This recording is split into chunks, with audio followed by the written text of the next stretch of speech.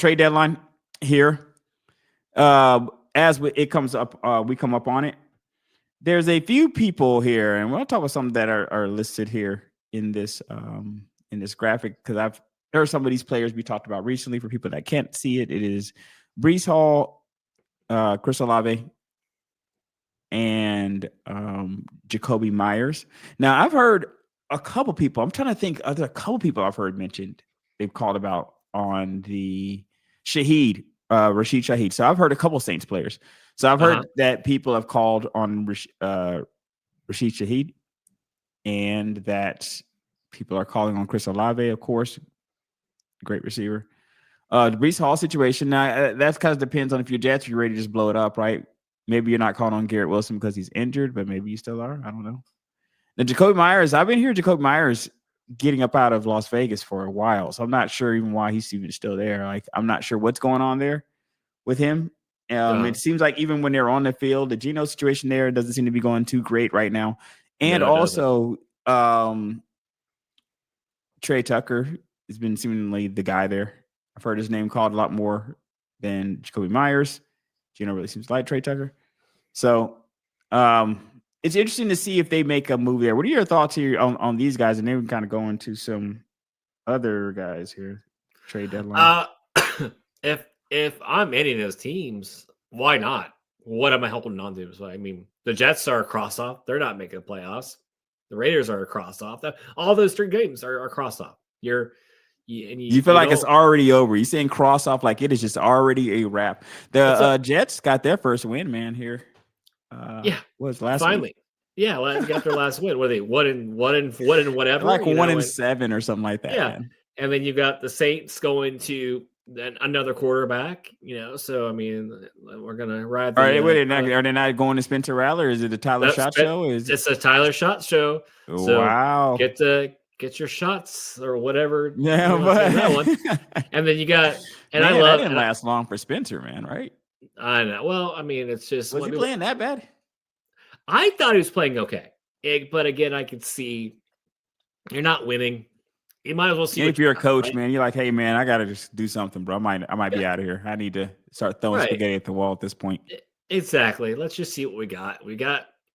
I don't know. We kind of know what we got with Rattler, right? I think he's what is he? Has he won a game? He's won one game or something like that? It's like, yeah. So, but again, and then the Geno Smith. I mean, it was a great comeback story, but I think the wheels are. Has a slipper came off over there. I think man. It's come off. Cinderella story over, man. I was looking at that, and I think we had just talked about how his story. Like, hey, man, Geno's transitioning pretty good, and he was terrible. And then he was like consistently terrible, and then he was like leading. The thing that I like the most about him is, my favorite stat is the accuracy in QBs. Yeah, he's turning it over, man. All over the place. It looks like all over the place. Man, what is happening? Like this? Yeah, it's crazy. What difference? Like maybe it's the organization because you look at Sam Darnold now going to where Geno Smith left and having continued success, kind of leaving, starting where he left off with McConnell there in Minnesota. Mm-hmm. So he's doing pretty good. Was it the organization? Was it just Seattle? Because Geno leaves Seattle is not looking as great. No, I don't know.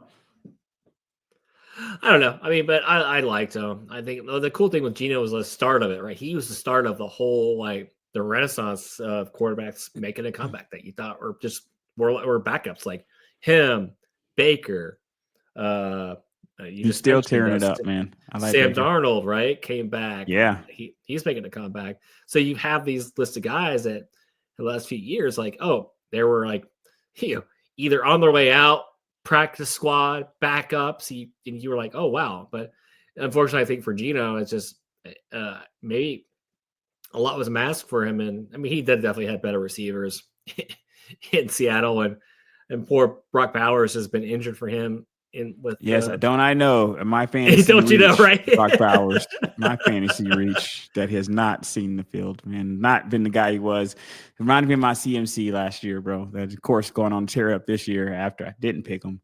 Yeah, man. We all know how these things go. Yeah, but hopefully Bowers gets back out there. He's got to come back out there here this week, and hopefully he looks somewhat like he looked before. But maybe that's just another reason, even like, hey, well, it's not enough balls to go around there. And I feel like you got to get Myers up out of there. I don't know if he said he wanted to go or so, but there's some reason I thought Jacoby was going to be out of there anyway. I'm not clairvoyant. I'm not sure why. I didn't think he was going to be there this entire season. And we don't really know. As you go into trade deadline, he could still end up being there. You never know. And yeah, and most of the time, the trade deadline with the NFL, it's usually like nothing really happens. Usually nothing happens. I mean, 99% of the time, it's usually nothing. But if I'm those three teams, I'm those three guys, and I want to at least get something. If I get something back for these guys, because they're both all three of these teams are going to be high in the draft. So you want to, like I said, if you're not going to win this year, you better start building for next year and start building up that draft. Or draft compensation. Because I like Olave. So if I'm teams, I'm calling on him.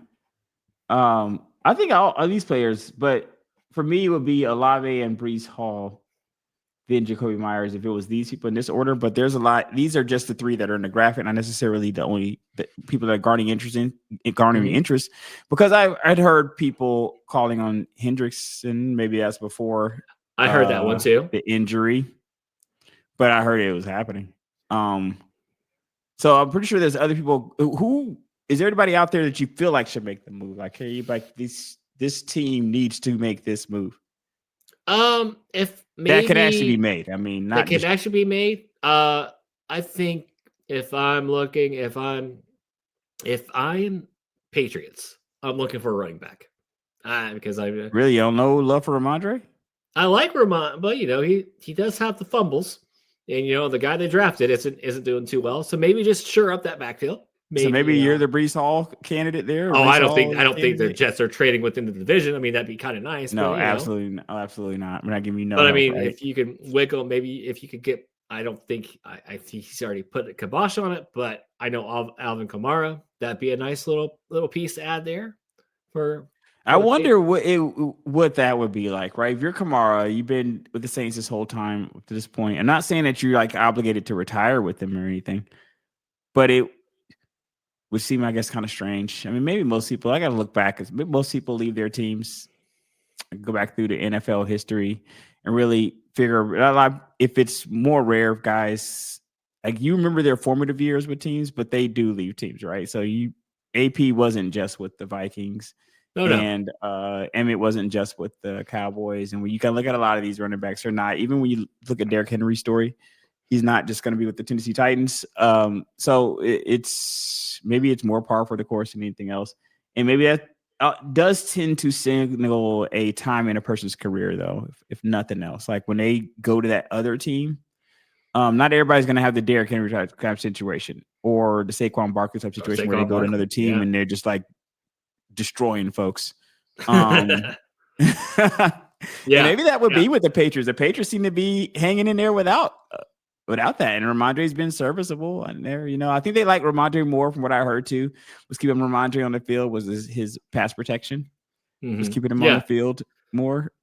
That pass pro, man, it'll some job security there if you're running back, that you can be decent and get that pass pro down. So interesting move to think about if they were to try to go for an Kamara. I'm not sure if Kamara's even on the block.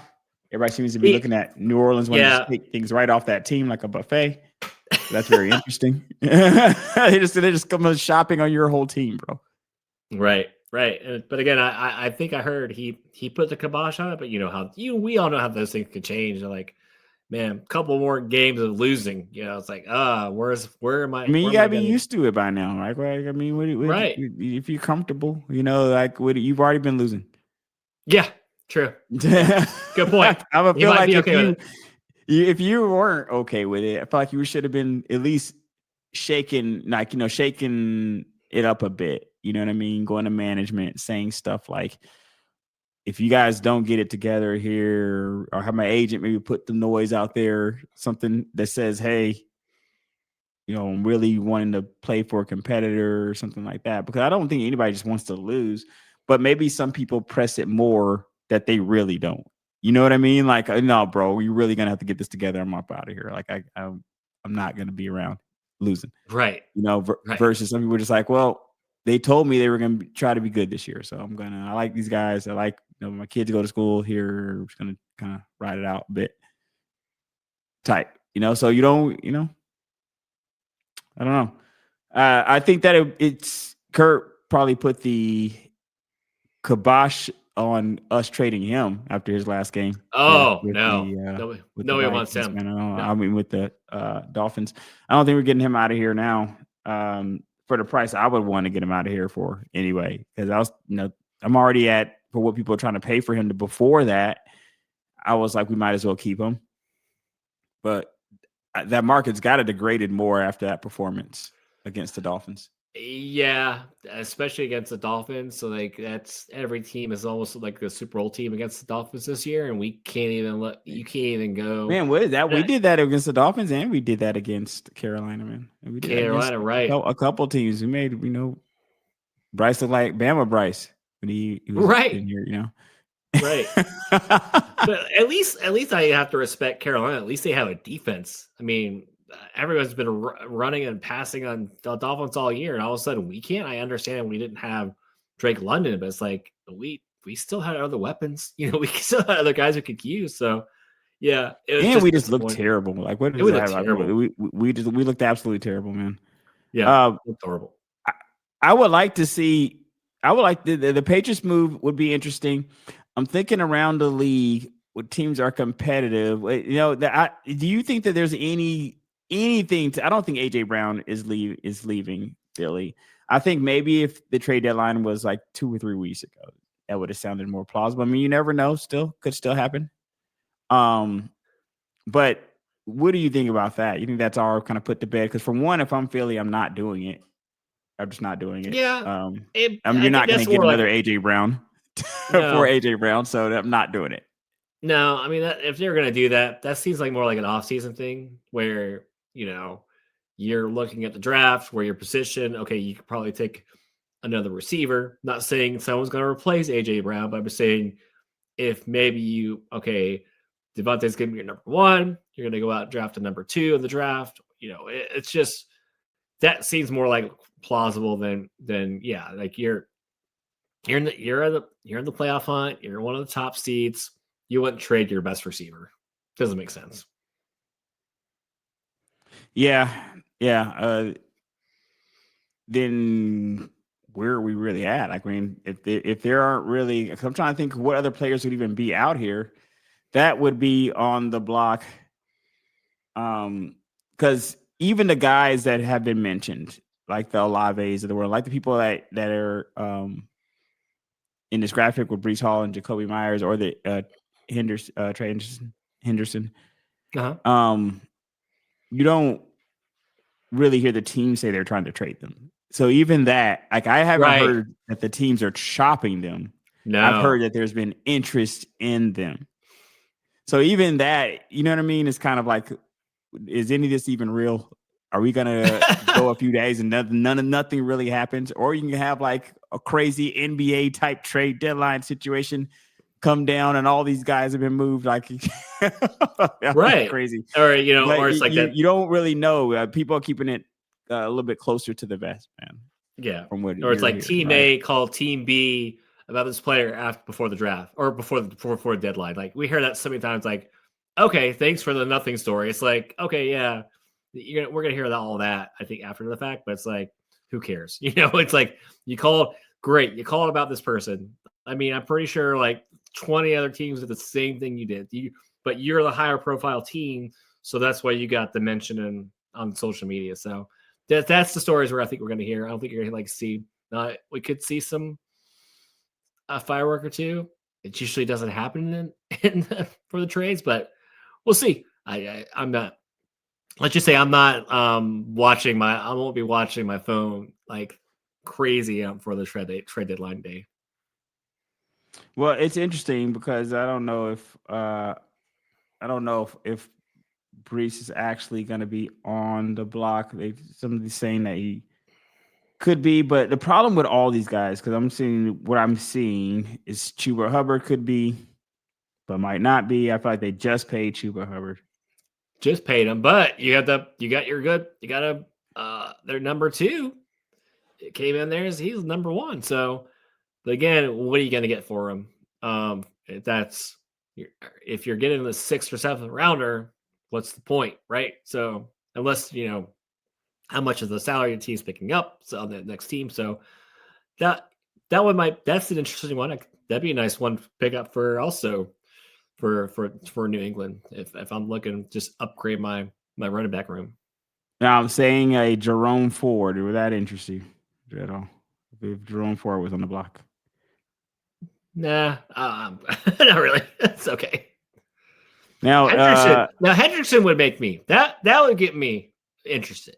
Yeah, that if top defensive guy, what am I getting? What I have to give up for him? But that I've heard his name floated around, so that one. I mean, their defense kind of sucks anyway. So why not just throw? See what you get for him. It's not like your defense is stopping anybody anyway. You couldn't stop the Jets. So I mean, what's the point of keeping around? Say that the Jags are or maybe were, because now the Jags team, the head coach Liam Cohen has come out and said they're not listening to any Brian Thomas Jr. offers. Before saying they may be listening, going to they're not, no plans. And he's also kind of dealing with injury situation, right? So are you really trading for a guy with an injury? I don't know. Jakobi Meyers still name right in there, I guess. I like Jakobi Meyers. I mean, he's a solid guy. He's in there. Yeah, I like Jakobi. If I'm gonna, if I want, where would he go? Oh, where would I want him to go? Where he would make a difference? You know where I'd like to see him go? I think it'd be like to see him over with the Rams, just to kind of be that insurance piece for Puka. Maybe you don't have to just to have him there. Why not? Do you think the Colts upgrade at wide receiver, man? Being that that's a good one. They're rocking. They're in a kind of situation where they seem like they could just upgrade. But Jonathan Taylor, of course, you're not upgrading there. Jonathan Taylor, you are going to try to upgrade wide receiver. No knock at Michael Pittman, but if you could put maybe a couple of these guys, whether Jakobi or Chris Olave or Jakobi, somebody over there. There you go. Got a solid 1A, 1B combination going there, and and Daniel Jones is fooling all of us this season, so why not give him another target out there? And then Jonathan Taylor, I think we all missed him on the fantasy draft, so there we go. So we all missed out on that one. Number one, because yes, absolutely. He's destroying. I have a league. I have one league with him in it, and yes, I am doing very well in that league.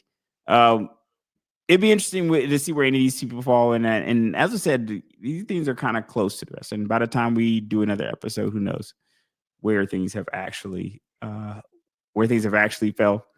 But it'll be interesting to see, because it's a lot of the players and a lot of the problems with talking about these NFL trade deadlines like this is all these players are so good that teams are of course are calling on them. So it's like you hear people say, hey, they're listening on Chris Olave, or they're calling on Chris Olave or Breece Hall or Jakobi Meyers, these players that are productive. And it's kind of like, of course they're calling on them. Like, you would think that teams would be calling on them regularly, right? Because these are very good, productive players. So it's hard to kind of discern sometimes what is genuine, traction on a trade and what is just a bunch of conversation. To be honest with you.